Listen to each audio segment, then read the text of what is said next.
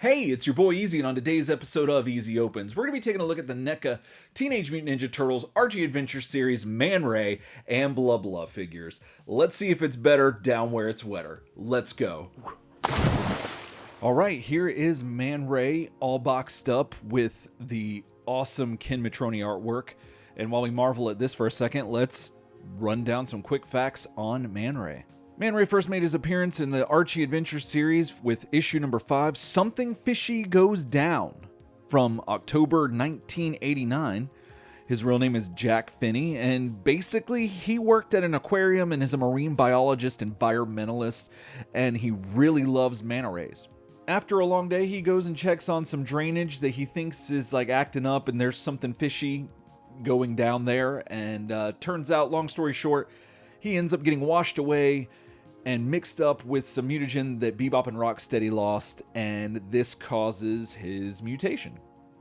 And not only that, he got some abilities as well. He can speak to sea creatures, he has normal superhuman characteristics, and is a super swimmer, and I think he can glide a little bit. I might be wrong on that. Check me in the comments, but you don't have a big fin like that and you can't use it outside of the water. That just seems weird, but you never know. All right, and again, this art on this box is amazing. It's by the wonderful Ken Matroni, and yeah, speaking of that, on the inside of the box, there's some more art, and I believe that is taken from the Teenage Mutant Ninja Turtles Adventures issue 16, page 28, middle panel. But definitely let me know if I'm wrong in the comments, because like I could be, but this is the closest thing I could find to this scene. And I think it's awesome that they're doing these as little throwbacks. They didn't have to do that. It could have just been like a solid black or blank background, and instead we get these little nuggets, Easter eggs, whatever you want to call them.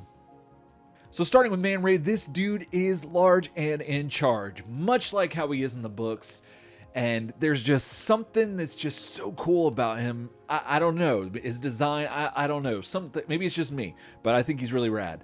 The translation from page to plastic is so well done and so lively that, you know, I just keep thinking that NECA can't one-up themselves again, and yet here we are. And this is an awesome looking figure fresh out the box. Got so much personality, and I'm just really digging this line. And I love that they included Bubba. He is pivotal to the character of Man Ray, and I love that they included him, because the story in the books that involves him is kind of gut wrenching. You're not expecting what happens, and it's just like, oh my gosh, like this is nuts. And yeah, but he looks really rad. And it's really cool that they included him as just like a little pack-in figure, much like how the Playmates figures used to come with little pack-in figures. So I just really dig how beefy Man Ray looks. I know that a lot of it is also accentuated by his giant fin that he has on his back, but still, in comparison to the other Mutanimals and characters from this line, he's beefy. Like he's a thick dude, and I think he looks awesome. The sporadic scales that they painted on, that is also actually sculpted. I thought they were just painted, but no, they're sculpted on. They give him like some pop without being too distracting, which is really neat. And I think I prefer them being sporadic to being like all over, kind of like how Captain America would have his art like suit. Sometimes they make it to where it's like it's riveted, I guess you could call it. I'm not really thinking of the word right now, but where you can feel the scales on his suit, like all individually. That's a cool look. Sometimes I think Man Ray really benefits from just having the few sporadic ones here and there. I think that really works for this design and this figure. Again, the hard black lines, they really do a great job of adding that comic styling and giving it some motion and movement and liveliness. But some of mine are a little sloppy here and there on this figure. It's not the end of the world, but it's just like, you know, as always, you'd wish it would be perfect, but I mean, you know, what can you do? However, I do unfortunately have some black paint rub on the teeth and the left eyeball, but you know, those are easy fixes, and you got to be really looking at it to actually notice that and pay attention to it. But I can get past it. But the thing I can't get past again is this fin. It's so big and it brings the figure together for me. Like if he didn't have the fin, he would look very odd. Like maybe that's just me, but I mean, he would just look a little strange. Like he would just, it wouldn't be normal. This just looks right. And it's so cool. And I don't know, maybe I just like how it's proportioned and there's just something just really neat about it that I really dig. Another thing that adds to that is how awesome the head sculpts have been in this line, and especially for Man Ray. He's got these just really dynamic, expressive faces. Like he comes with the one where he's just like either really angry or he's disgusted or just he's experiencing something that he's either not happy about or unsure about. And it's just awesome. And then he comes with the face that's a little bit more subdued, but very much telling you that he's either digging it or he's digging himself or something. Like he's very confident and smug with the other head sculpt. Now, there is one thing I thought was a little strange, and that's his feet. Like I never really noticed it. I never really paid attention to it, like especially while reading the comics. But his feet are very oddly shaped. Like I don't know if, like it's as if his middle toe is his biggest and longest toe. And the more I sit here and look at it, I don't think I want to think about what that actually looks like if it's not in the boot. Like I don't need to see that. Neca, don't make us a bootless Man Ray. I don't think we need that for our collection at all. Going back to Bubla, he is just one piece of plastic that's just a static figure that's just got this like very cranky kind of like I almost imagine him having like some sort of cigar or cigarette in his mouth and he's wanting pictures of Spider-Man kind of thing. He's got that look going on him. The paint job on this on mine especially is fantastic. He's got the scales too, and they're sculpted in that Man Ray has, and he just got his hands on his hip, just fed up and just not listening to your BS. You know, he's sick of it. So that's really cool, and I'm so very happy that they included him. Would have been nice if he would have had some articulation. That'd have been cool, but I get it. It's you know, it's just a thing they threw in, and they didn't have to do that, so that's really rad. So I'm really happy with what we have here, with what they gave us with Bubla. So according to Turtlepedia, Man Ray stands at about 6.5 inches and weighs about 395 pounds. This Man Ray, he clocks in at almost 7 inches tall with his antenna. I guess that's what you'd call them, and or his horns that he has on the top of his head. And he is a chonky dude. Like he's got some heft to him, and that's awesome. He feels like he weighs, I don't know how to say this. He feels the appropriate weight that he should as this figure's size. Like you're getting your money's worth with this figure, and that's always a cool feeling in my book. So now let's take a look at some of the accessories that you're going to get with Man Ray.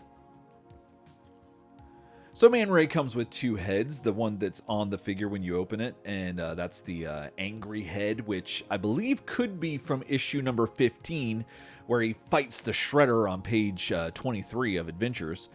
And then he also comes with a smirking head, which I don't think I was able to find a reference for that. So if you know where that could be, hit me up in the comments and let me know.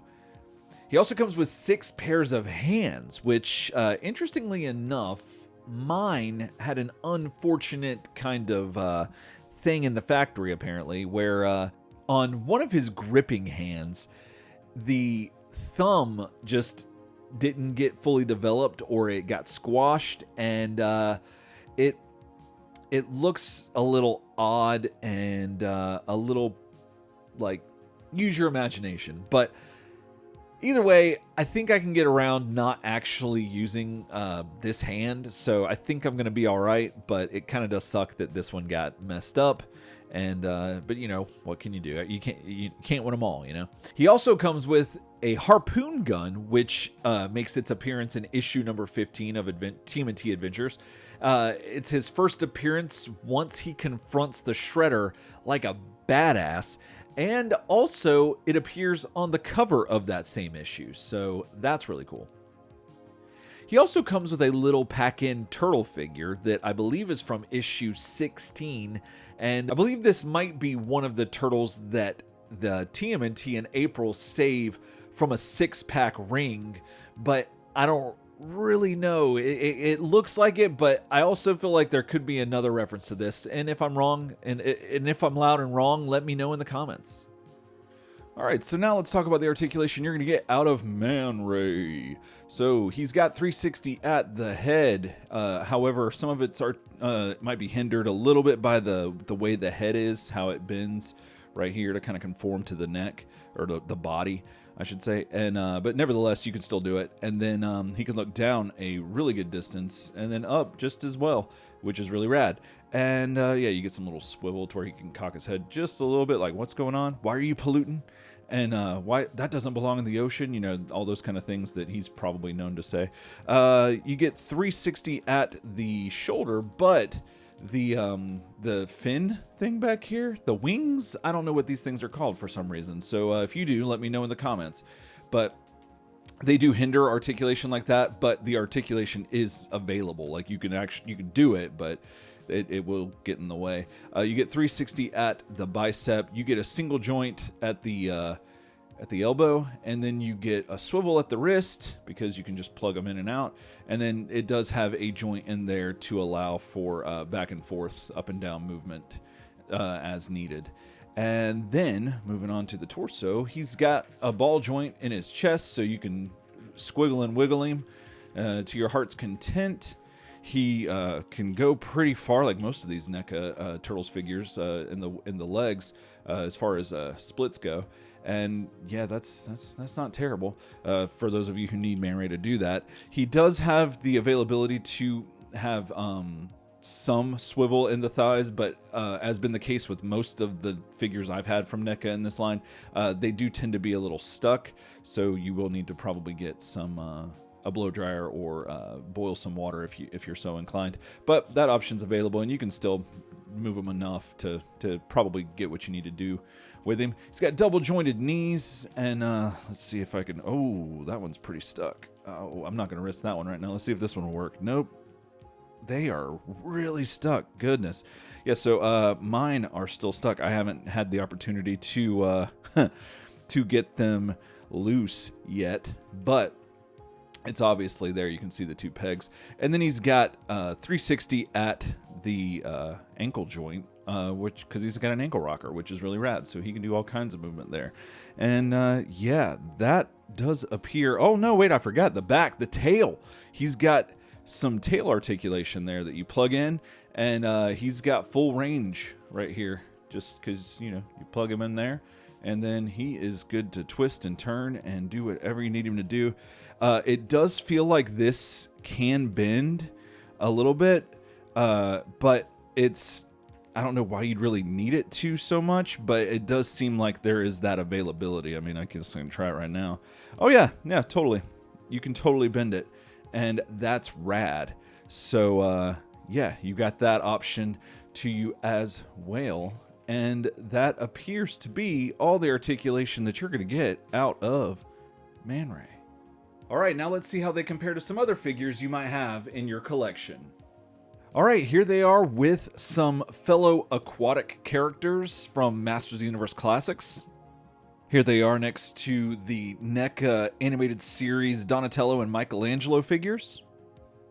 Here they are next to the knockoff colored bandana NECA comic figures. Here they are next to some SH Figuarts. Here they are next to Sub-Zero from Storm Collectibles and Beef Boss from Jazzwares. Here they are with some Super 7 Ultimates Ninja Turtles figures. Here they are with Rex 1 and Metalhead from NECA. Here they are with Killmonger from Marvel Legends and Princess Zelda from Figma. And here's Man Ray with the rest of his adventures buddies.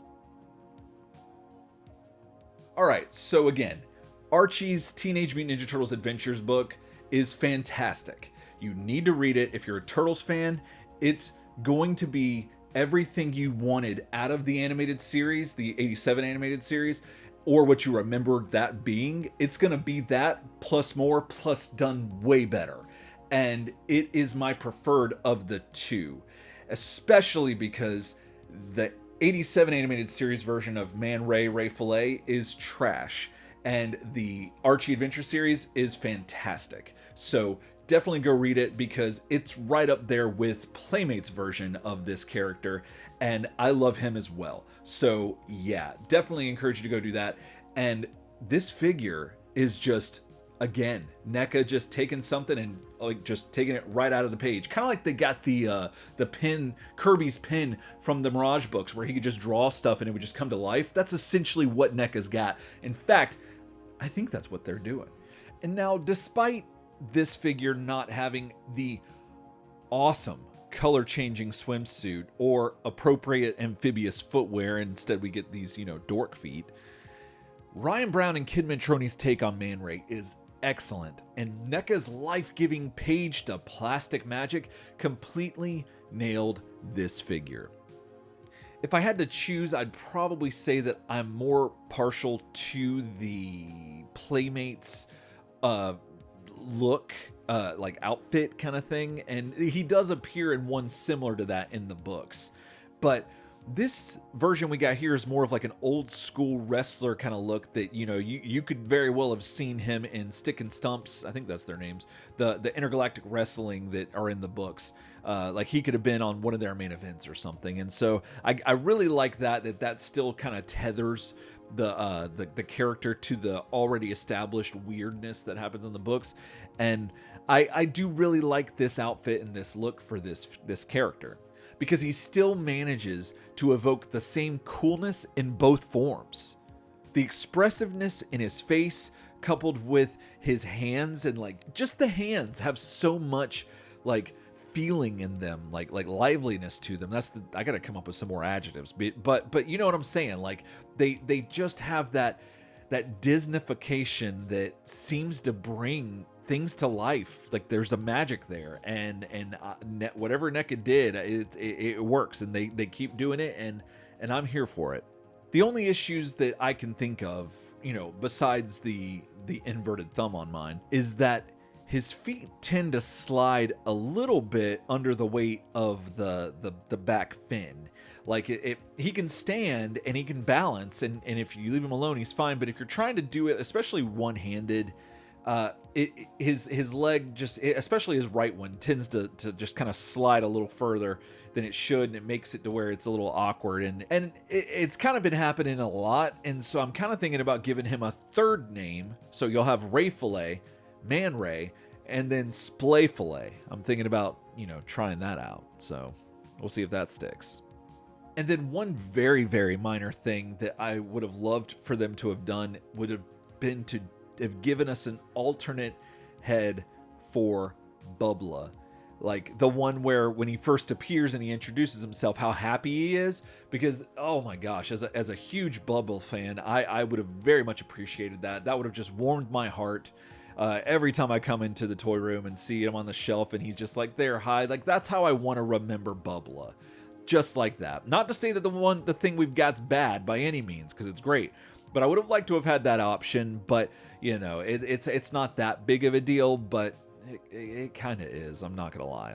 So with all that being said, I'm a huge fan of this figure. Well, these figures, and I give them 2 big inverted thumbs up. And if you're in the market for a big, bombastic, beefy blue water boy with an angry lobster friend, then, I mean, I'm not the Gordon's fisherman, but I feel like you can trust me when I say this version of Man Ray is quite the catch. Alright, well that's going to do it for me today. Thanks so much for watching, and if you liked what you saw, please hit that like button. And if you want to see more from me, please hit the subscribe button as well. Definitely let me know your thoughts on Man Ray, Ray Fillet, Glubla, the Blublas, Archie Adventure series of the comic books, his Man Ray's appearance in the animated series. let's talk Man Ray, because I love this character and I love this figure and I love the Adventure series if I haven't said it enough. So let's talk about it in the comments and let me know if I missed anything, or if I got anything, if I was loud and wrong, definitely let me know. And if you want to hear more of me gushing about this, definitely check out my podcast, Turtle Soup. It's, let me see, right over there. Yeah. Turtle Soup Podcast, right here on YouTube, as well as anywhere that you listen to podcasts. We went through the entire Archie series, and pretty soon we're about to get into the Archie Teenage Mutant Hero Turtles takes on the those books in the near future. So if that's anything you're into, definitely check us out. And until next time, Elsetime.